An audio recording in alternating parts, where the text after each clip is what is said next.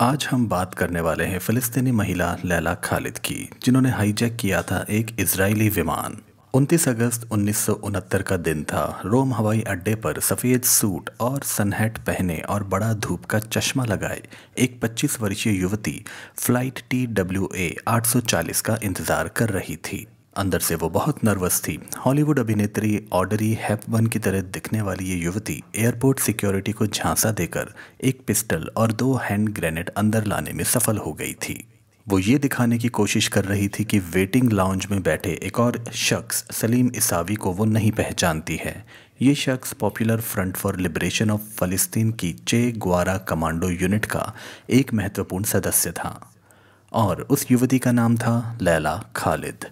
Laila Khalid Beirut से अकेले उड़कर रोम पहुंची थी। लैला और उसके साथी इसावी ने जानबूझकर फर्स्ट क्लास में अपनी सीटें बुक की थी ताकि उन्हें विमान के कॉकपिट तक पहुंचने में आसानी हो। लैला खालिद 1973 में प्रकाशित अपनी आत्मकथा माई पीपल शैल लिव में लिखती हैं कि चूंकि मैं और इसावी अलग अलग बैठे थे, इसलिए शिकागो में रहने वाला एक ग्रीक अमेरिकन मुझ में कुछ ज़्यादा ही रुचि लेने लगा था। उसने मुझे बताया था कि वो 15 साल अमेरिका में रहने के बाद अपनी माँ से मिलने अपने घर ग्रीस जा रहा था। एक समय तो मेरे दिल में आया कि मैं उससे कहूँ कि ये वाला विमान छोड़कर कोई दूसरा विमान पकड़ लो, लेकिन फिर मैंने अपने आप को रोक लिया। विमान में लैला खालिद और सलीम इसावी की सीटें आसपास थी। एयर होस्टेस ने लैला को कॉफ़ी और इसावी को बियर सर्व की, लेकिन इसके बाद एयर होस्टेस के बहुत ज़ोर देने के बावजूद लैला खालिद ने कुछ नहीं खाया। बल्कि उन्होंने एयर होस्टेस से कहा कि उन्हें ठंड लग रही है और उनके पेट में दर्द है, इसलिए आप मुझे एक अतिरिक्त कंबल दे दीजिए। कंबल मिलते ही लैला ने अपने हैंड ग्रेनेड और पिस्टल कंबल के नीचे रख दिए ताकि उन तक आसानी से पहुंचा जा सके।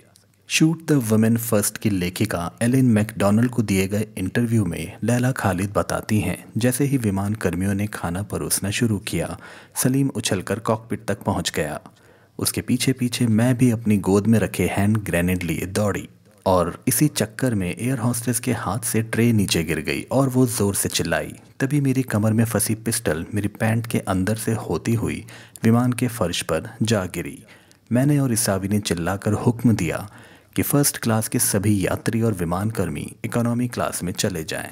इस हाईजैकिंग में लैला खालिद को पायलट और एयर ट्रैफिक कंट्रोल से बात करने की भूमिका दी गई थी। शुरू में लैला ने पायलट को विमान को इजराइल के लोद हवाई अड्डे ले जाने के लिए कहा।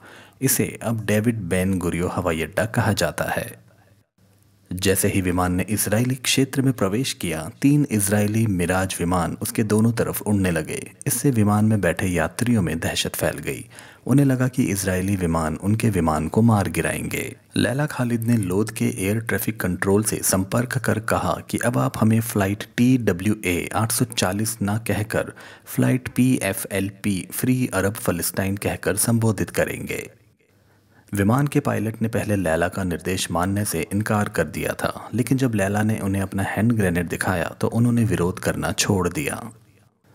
लोद की तरफ जाने का आदेश सिर्फ इजरायलियों को झांसा देने के लिए था। विमान लोद के ऊपर से गुजरा। नीचे सैकड़ों इजरायली सैनिक और टैंक उनसे निपटने के लिए तैयार खड़े थे। तभी लैला खालिद ने पायलट को आदेश दिया कि वो विमान को दमिश्क ले जाएं। रास्ते में उन्होंने पायलट से कहा कि वो उनके जन्म स्थान हाइफा के ऊपर से उड़ें। बाद में लैला खालिद ने अपनी आत्मकथा में लिखा, जब मैंने ऊपर से फ़लस्तीन को देखा तो 1 मिनट के लिए मैं भूल गई कि मैं किसी अभियान का हिस्सा हूँ। मेरे मन में यह इच्छा जागी कि मैं अपनी दादी, अपनी बुआओं और हर किसी को जो वहाँ पर है चिल्लाकर कहूँ कि हम वापस आ रहे हैं। बाद में पायलट ने भी कहा कि जब हम हाइफा के ऊपर से उड़ रहे थे तो उसने मेरे चेहरे के रोंगटों को खड़े होते हुए देखा था। दमिश्क हवाई अड्डे पर उतरने के बाद सलीम इसावी ने विमान के कॉकपिट में विस्फोटक पदार्थ लगाए और उस विमान को उड़ा दिया। उनकी नज़र में फ़लस्तीनी लोगों की तरफ दुनिया का ध्यान खींचने का ये सबसे कारगर तरीका था। लैला खालिद को अक्सर पहली महिला हाईजैकर होने का श्रेय दिया जाता है, लेकिन कम लोगों को पता है कि 3 साल पहले 1966 यानी 1967 में कॉन्डोर्स संगठन की तरफ से विमान हाईजैक कर फॉकलैंड द्वीप ले जाने वाली हाईजैकर भी एक महिला थी। एलिन मैकडोनल्ड अपनी किताब शूट द विमेन फर्स्ट में लिखती हैं, PFLP का नेतृत्व इस हाईजैकिंग से मिले प्रचार से बहुत खुश हुआ। उन्होंने अपनी स्टार कॉमरेड लैला खालिद को मध्य पूर्व देशों के दौरे पर भेजा। उनको पता था कि इजरायली लैला खालिद का अपहरण करने और मारने के लिए कुछ भी कर सकते हैं, लेकिन तब भी उन्हें अरब देशों की यात्रा के लिए भेजा गया। लेकिन उनके चारों तरफ अंगरक्षकों का एक सुरक्षा कवच तैनात कर दिया गया। लैला खालिद अरब दुनिया की एक नायिका बन चुकी थी। इसके बाद लैला खालिद ने अपनी नाक, गालों, आंखों और मुंह पर 6 जगह प्लास्टिक सर्जरी करवाई ताकि उनके हुलिये को बदला जा सके और उन्हें दूसरी हाईजैकिंग के लिए तैयार किया जा सके। सितंबर 1970 में लैला खालिद ने लेबनान से यूरोप का रुख किया। 4 सितंबर को स्टटगर्ट, जर्मनी में उन्होंने पैट्रिक आर्ग्यूलो से मुलाकात की, जो कि अगली हाईजैकिंग में उनका साथ देने वाले थे। वो दोनों एक दूसरे से पहले कभी नहीं मिले थे। 6 सितंबर को दोनों न्यूयॉर्क का टिकट लेकर स्टटगर्ट से एम्स्टर्डम साथ साथ गए। आर्ग्यूलो अमेरिका में पैदा हुए एक निकागुअन थे। एम्स्टर्डम में ये दोनों न्यूयॉर्क जाने वाले इजरायली एयरलाइंस ELAI 219 के बोइंग 707 विमान में सवार हुए। सारा इरविंग अपनी किताब Laila Khalid icon of Palestine liberation में लिखती हैं, जब ये दोनों विमान में सवार हुए तो उन्हें ये पता नहीं था कि उनके 2 साथियों को, जिन्हें इस हाईजैकिंग में उनकी मदद करनी थी, ELAI के स्टाफ ने सीट देने से इनकार कर दिया था। हाईजैकिंग की योजना बनाने के दौरान ही यह तय हुआ था कि ELAI के विमान की हाईजैकिंग में 2 से अधिक लोगों की ज़रूरत होगी, क्योंकि उनके विमान में हथियारबंद सुरक्षा गार्ड मौजूद रहते हैं और विमान में सवार होने वाले लोगों की 3 बार तलाशी ली जाती है। और इस बार लैला खालिद और उसका साथी इकोनॉमी क्लास में बैठे हुए थे। लैला खालिद ने BBC से बात करते हुए कहा था, आर्ग्यूलो को पता था कि उसे क्या करना है और मुझे पता था कि मुझे क्या करना है। हमारे पास हमारे हथियार थे। मेरे पास 2 हैंड ग्रेनेड थे। पैट्रिक के पास भी एक हैंड ग्रेनेड था। मैं बहुत छोटा सा स्कर्ट पहने हुई थी। मैंने सारे नक्शे उस स्कर्ट के अंदर छिपा रखे थे। जब खालिद दौड़कर कॉकपिट की तरफ गई तो पायलट ने पहले ही उसका दरवाज़ा अंदर से लॉक कर दिया था। डेविड राब अपनी किताब टेरर इन ब्लैक सितंबर में लिखते हैं, लैला खालिद ने अपनी खास तौर से बनाई गई ब्रा से दोनों हैंड ग्रेनेड निकाल लिए, लेकिन तभी विमान में सवार मार्शलों ने गोली चलानी शुरू कर दी। पैट्रिक ने जवाबी फायर किया जो मार्शल श्लोमो वाइडर के पैर में लगा। इस बीच पैट्रिक को भी गोली लग चुकी थी। खालिद पर 2 गार्डों और यात्रियों ने हमला बोला। लोग उन्हें मारने लगे, जिससे उनकी कई पसलियां टूट गईं। और इस बीच चालाक पायलट ने विमान को अचानक नीचे डाइव करा दिया, जिससे लैला खालिद असंतुलित होकर नीचे गिर गईं। यात्रियों पर इसका कोई असर नहीं हुआ क्योंकि उनकी सीट बेल्ट बंधी हुई थी। विमान काफी नीचे आ गया, जिससे ये संभावना खत्म हो गई कि अगर ग्रेनेड से विस्फोट होता भी है तो केबिन डीप्रेशराइज्ड नहीं होगा और कम से कम नुकसान होगा। BBC से बात करते हुए लैला खालिद ने बताया कि उस समय उन पर क्या गुजर रही थी। आधे घंटे बाद हम खड़े हो गए और मैंने अपने दांतों से हैंड ग्रेनेड का पिन निकालने की कोशिश की। जैसे ही हम खड़े होकर चिल्लाए, पीछे से सुरक्षा कर्मियों ने फायरिंग शुरू कर दी। मैंने देखा कि कोई कॉकपिट की मैजिक आई से हमें देख रहा था। मैंने उनको चेतावनी दी कि मैं 3 तक गिनती गिनूंगी। अगर तुमने तब तक कॉकपिट का दरवाज़ा नहीं खोला तो मैं जहाज़ को उड़ा दूंगी। लेकिन मैं विमान को उड़ाना नहीं चाहती थी। उन्होंने दरवाज़ा नहीं खोला। कुछ क्षणों बाद किसी ने मेरे सिर पर पीछे से वार किया और मैं बेहोश हो गई। लैला खालिद अपनी आत्मकथा में लिखती हैं, मैंने देखा कि एक मार्शल ने खून से लथपथ आर्ग्यूलो की कमर पर खड़े होकर उसकी पीठ में 4 गोलियां दागी। घायल मार्शल श्लोमो वाइडर की हालत से चिंतित होकर ELAI के पायलट ने लंदन में आपात लैंडिंग की। कुछ ही क्षणों में ELAI का एक दूसरा विमान लंदन के हीथ्रो हवाई अड्डे से टेक ऑफ करने वाला था।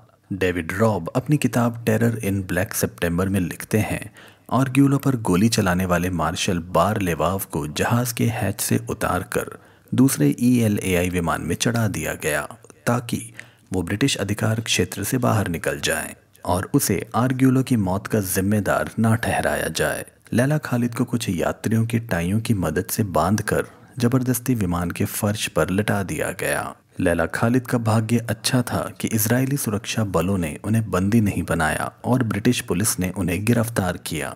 विमान के लैंड करते ही पैट्रिक आर्ग्यूलो के शव को एक एम्बुलेंस में लाद कर ले जाया गया। लैला खालिद अपनी आत्मकथा माई पीपल शैल लिव में लिखती हैं, मैंने सुरक्षा कर्मियों से अनुरोध किया कि मेरे हाथ खोल दिए जाएं। मैंने पैट्रिक के शव के बगल में खड़े होकर उसके हाथ पकड़े। मैंने उसकी चोटों का जायजा लिया और दोस्ती की भावना में उसके होठों का चुंबन लिया और फिर मैं रो पड़ी। मेरे लिए ये बहुत दुखद भरा था क्योंकि मैं सोच रही थी कि उसकी जगह मुझे मरना था, क्योंकि ये हमारी लड़ाई थी, वो तो बस हमारी मदद करने आया था। लैला खालिद को लंदन के ईलिंग पुलिस स्टेशन ले जाया गया, जहां अगले कुछ दिनों तक चीफ सुपरिंटेंडेंट डेविड प्रियो ने उनसे पूछताछ की। जेल में लैला के साथ अच्छा व्यवहार किया गया। कुछ महिला पुलिस कर्मियों ने उनके साथ टेबल टेनिस भी खेला। लैला ने पढ़ने के लिए कुछ सामग्री मांगी, लेकिन जब उन्हें पढ़ने के लिए कुछ महिला पत्रिकाएं दी गईं तो उन्होंने नाराज होकर उन्हें लेने से इनकार कर दिया। तब जाकर उनके लिए समाचार पत्र उपलब्ध करवाए गए। लैला को नहाने के लिए स्टेशन चीफ का बाथरूम दिया गया। उनके लिए साफ कपड़े और तौलिए लाए गए। जब उनके कमरे में एक महिला गार्ड को बैठाने की कोशिश की गई तो लैला ने नाराज होकर जवाब दिया, मैं अपने को मारने नहीं जा रही, मुझे अभी और अभियानों में भाग लेना है। जब लैला खालिद ने इच्छा प्रकट की कि वो कुछ देर खुली हवा में सांस लेना चाहती हैं तो उन्हें जेल के ऊपर की मंजिल पर ले जाकर खिड़कियां खोल दी गईं ताकि वो ताज़ी हवा का आनंद ले सके। उनको प्रतिदिन 6 रॉथमैन सिगरेट पीने की इजाज़त दी गई। कई बार पुलिसकर्मियों ने उनको 6 से अधिक सिगरेट भी पीने के लिए उपलब्ध करवाई। लैला खालिद से पूछताछ के दौरान डेविड प्रियो ने उन्हें जानकारी दी कि ELAI के विमानों के अलावा स्विस एयर, TWA, पानम और ब्रिटिश एयर के विमानों को भी हाईजैक किया गया है। ये सुनते ही लैला खालिद ने कहा कि ब्रिटिश एयर के विमान को हाईजैक करने की कोई योजना नहीं थी।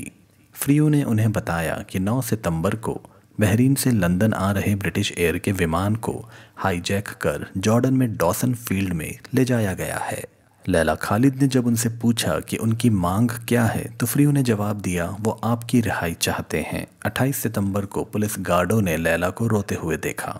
उस दिन अखबारों में मिस्र के राष्ट्रपति जमाल अब्दुल नासेर की मौत की खबर छपी थी। आखिरकार ब्रिटिश सरकार ने बंधक बनाए गए अपने 114 यात्रियों के बदले लैला खालिद को रिहा कर दिया। 24 दिनों तक ब्रिटिश जेल में रहने के बाद 1 अक्टूबर 1970 को लैला खालिद को लेकर रॉयल एयरफोर्स के विमान ने काहिरा के लिए उड़ान भरी। इससे पहले 12 सितंबर को हाईजैक किए हुए सभी विमानों को डॉसन फील्ड में विस्फोटकों से उड़ा दिया गया। इस घटना के कई साल बाद BBC ने लैला खालिद से पूछा, आपने जो कुछ किया उसका आपको दुख है? इसके जवाब में लैला खालिद ने कहा, बिल्कुल भी नहीं। उनसे फिर सवाल किया गया कि आपकी वजह से विमान में सवार सैकड़ों यात्री आतंकित हुए और उन्हें मानसिक आघात पहुंचा और विमान का स्टीवर्ड भी बुरी तरह से घायल हुआ। लैला खालिद ने जवाब दिया कि मैं इस बात की माफ़ी मांग सकती हूं कि उन्हें आघात पहुंचा, लेकिन वो अंततः सुरक्षित रहें। इस कार्रवाई का उद्देश्य उन्हें नुकसान पहुंचाना नहीं था। लेकिन आपको ये भी देखना चाहिए कि एक मानव के रूप में हमें और हमारे मानवाधिकारों को भी नज़रअंदाज किया गया था। 77 वर्षीय लैला खालिद इस समय अमान में रह रही हैं। उन्होंने एक डॉक्टर फयाज रशीद हिलाल से शादी की है, जिनसे उनके 2 बच्चे हैं, बदर और बशर। आज उन्हें देखकर यह कोई नहीं कह सकता कि एक ज़माने में चेक कफाया पहने और हाथ में AK-47 लिए ये महिला फ़लस्तीनी संघर्ष की सबसे बड़ी पोस्टर गर्ल थी।